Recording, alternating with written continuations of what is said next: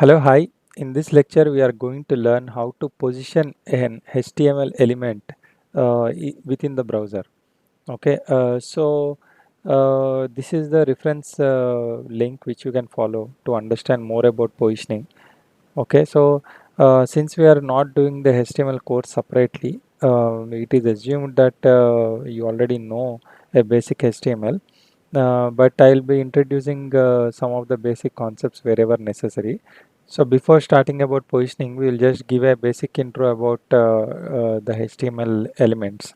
So let's go back to our code pen. And today we are going to learn about a basic element, a HTML element called div tag. Okay, so there are two types of elements in HTML basically. One is the block level element and another is inline element. Okay, so the div tag is a block level element. Okay, uh, so let me type this. Okay, so what is a block level element? So if I just inspect on this, right?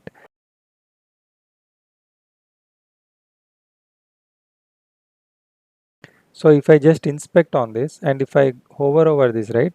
So if you see this blue bar, right, it is occupying the entire width of the body. So these are called as block level element wherein it occupies the entire width. So if you try to give another div tag here, right? So another div tag like this, then that div tag will come below the first tag. So it will not come besides first tag, but it will come below the first tag because the first tag has first div tag has occupied the entire width of the body. So the second element will come below it. Okay, so these are called as block level element. Even paragraph element is like that. Okay, it occupies the entire width of that particular block. So the next one will come below it. Okay, but if you take some elements like a span, right? So these are called as inline elements, wherein if you give the span on both of them, then you get the elements side by side. Okay, so if you see here, you got these elements side by side. So why? Because if you see the div tag now, if you inspect on this and hover over it, you will see how much space it is occupying. So if you see that blue element, right, it is actually occupying, like it is occupying the div tag 2, right? It is occupying only that much space. But if you hover over this tag, see this is also occupying only till that much width. Okay, so this is how it works. So this is how this is the difference between the span elements, sorry, the block level elements and inline elements. Okay, so then we'll go ahead now with positioning. Okay, so let us suppose. So first we'll learn what is relative positioning. Okay, so I'm giving a div here uh, instead of span. Okay, I'll change it back to div now.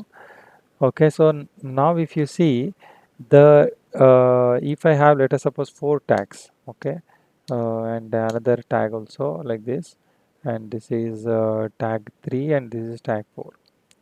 So I have four tags here, let us suppose, and then these four tags, right, they are by default arranged in a relative positioning way.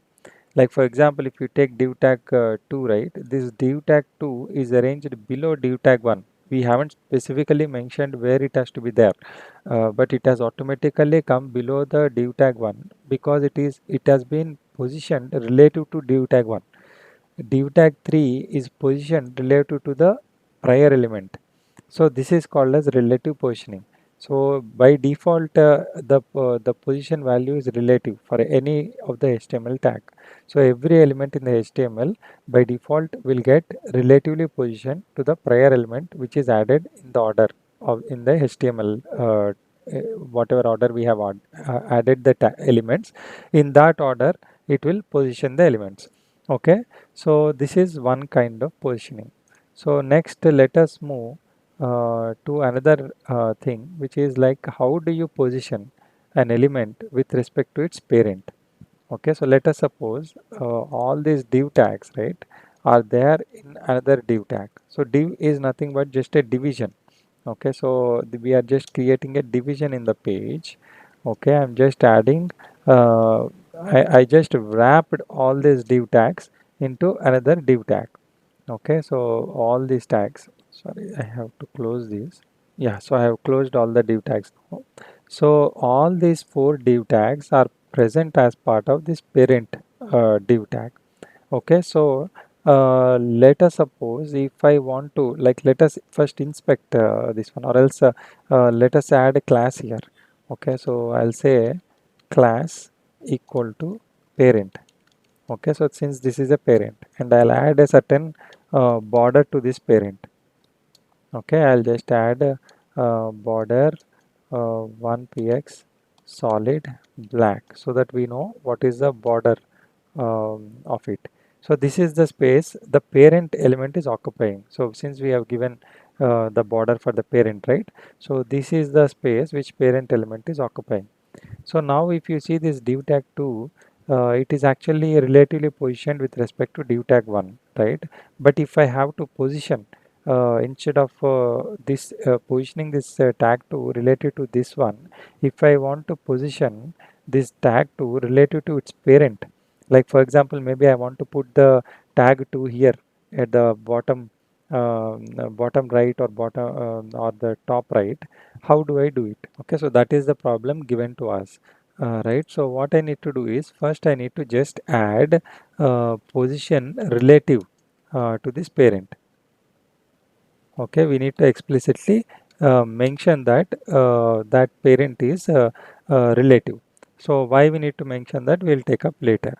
Okay, so then I'll come to the child, and what I'll do is I'll just add here position as absolute.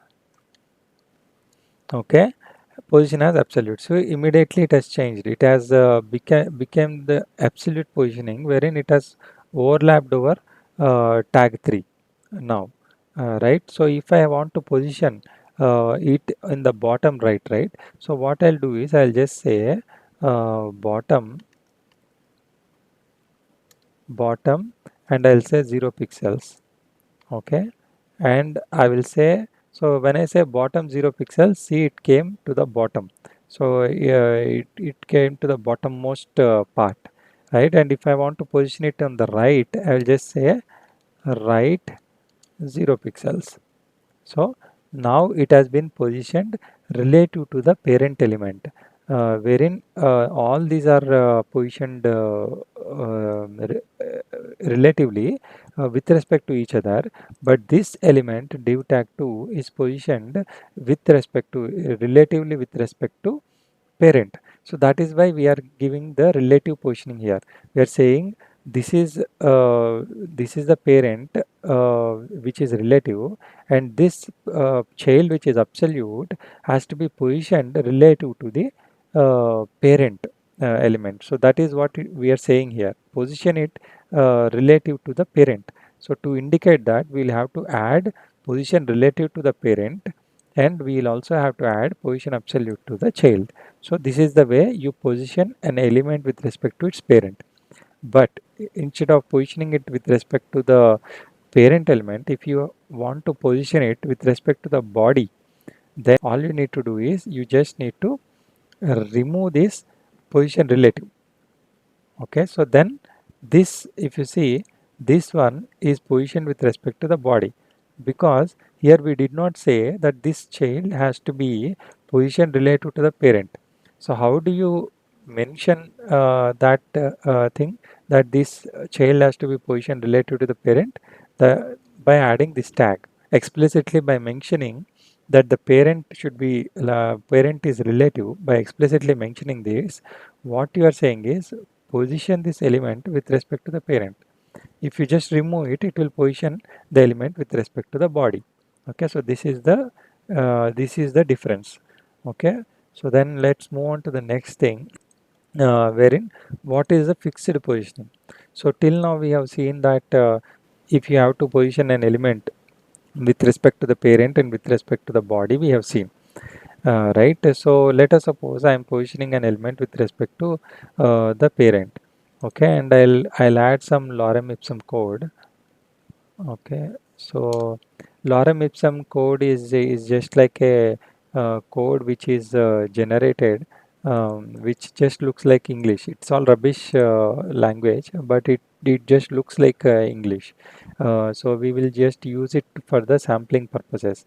Like we will just take this paragraph, okay, and I'll just add it here so that we get to scroll.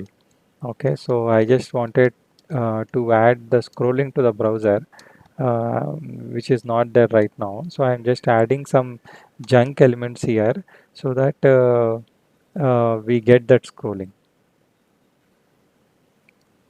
Okay, still I did not get. I will add two more like this. Okay.